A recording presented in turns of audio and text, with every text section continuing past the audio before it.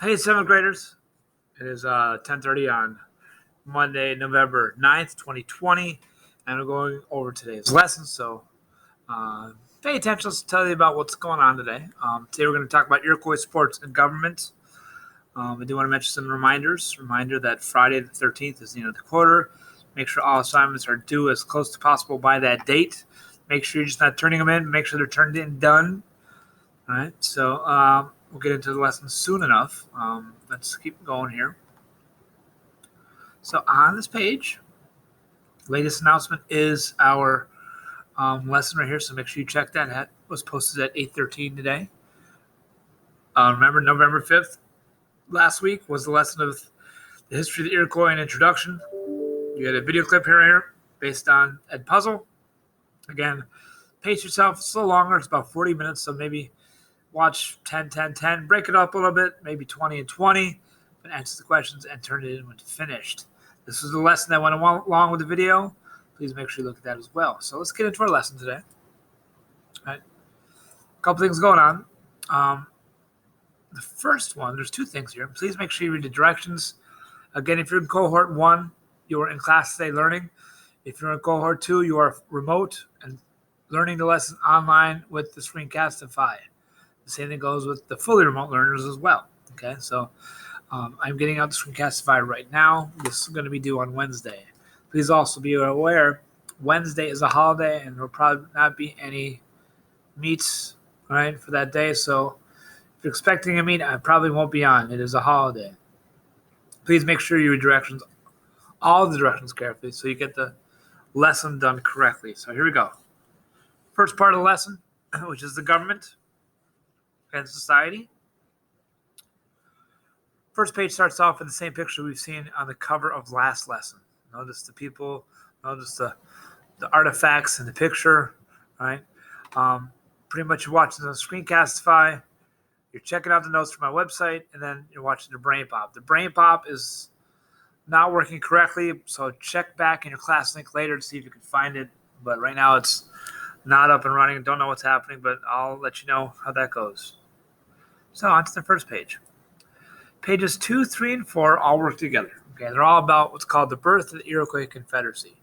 This article goes through the history of the Confederacy, how it was formed, why it was formed, and some of the characteristics and details of the organization. Okay, it's where all 5 of these nations needed to come together to stop, all the killing and all the situations where they weren't happy with what was going on in their society, so they came up with this confederacy to join together to make peace. Okay, so you'll also notice on this page there's a link here. It goes right to the reading, so if you need a link right to the reading, click this. You should be able to find it easier to read. Please make sure you're using the magnifying glass up here to help you read the article. You should be able to use read and write. If not, please let me know. But you are using this article on pages 2, 3, and 4 to answer those questions. Go back to the article if you need to, right? Use the article, rewatch or reread it, go back, and answer the questions. Page 5 goes over the government, right? It talks about who's in charge of the clans, who's in charge of the nation, and that information is up on my site. Click this link. Make sure you go to Got Notes and fill in the blanks. Review of the clan and the government. As you go on to page 6. Page 6 is, again, a little bit informal in the notes. We've seen this before. This is a wampum belt, right? And looking at the first draft of the Constitution, again, they used to put their messages in these wampum belts to symbolize events, stories, part of the culture. You could always look at the wampum belt and it would tell you something. So kind of told a story as they made them. So please fill in Confederacy and the examples from the link of notes, and then answer these 2 questions too, very carefully. Page 7 goes over the social structure of the Iroquois, from the top to the bottom. Top of the sachems, or the chiefs from the nation, make the rules, all the way down to the smaller unit of their society, which was the family unit, right? And people living in a longhouse. Again, the notes are on my website. Please use those. Nice little longhouse over here. You can see inside, look at what's going on. Check out some of the cultural things. and just fill in the yellow blanks using my notes. Understand each section, what they're all about. The next 3 pages are based on the Iroquois clan or the Iroquois family. Yeah? This talks about how societies were set up, what the men did, what the women did, what the children did, how they lived their life. Right? So this article is about the Iroquois clan. Okay, very important. How they named their children.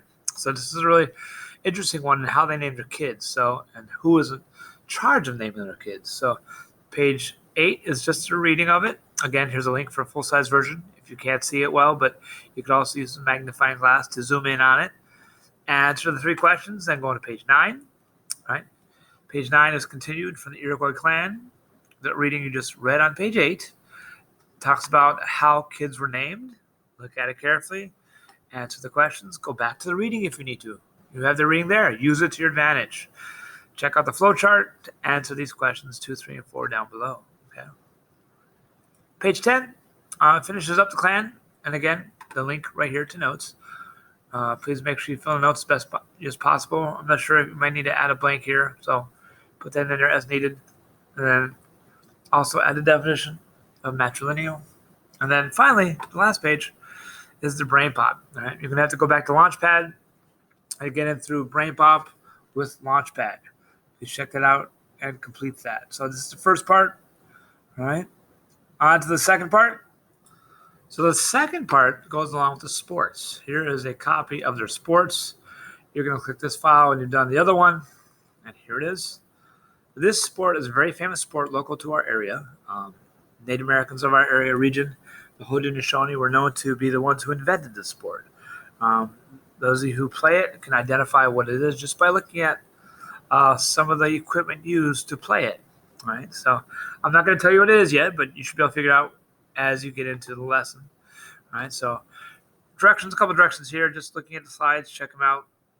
All right, here's the article for the first slide about that sport. Read it carefully. All right, again, here's a link for you if you want to see the full-size reading and or go with the magnifying glass to help you. And then answer the 5 questions based on this sport and when you can when you pull out of the reading. So use that to your advantage. And the second part is to go over the symbols of their culture called the 3 sisters. 3 sisters were not necessarily people, but they're 3 symbols of their culture when it came to agriculture. Okay, look at it carefully, analyze it, notice what they are. Okay, and then go to page 4. Page 4 talks about the 3 sisters some more, and also go through what's called the Iroquois calendar, because they had similar calendars like us where they had seasons. And if you check down here, you can see some of the names of their seasons and how they honored the harvest of the particular seasons. Okay, but for the 3 sisters, you are completing these this box for the 3 sisters. Please answer the questions. Watch the video link.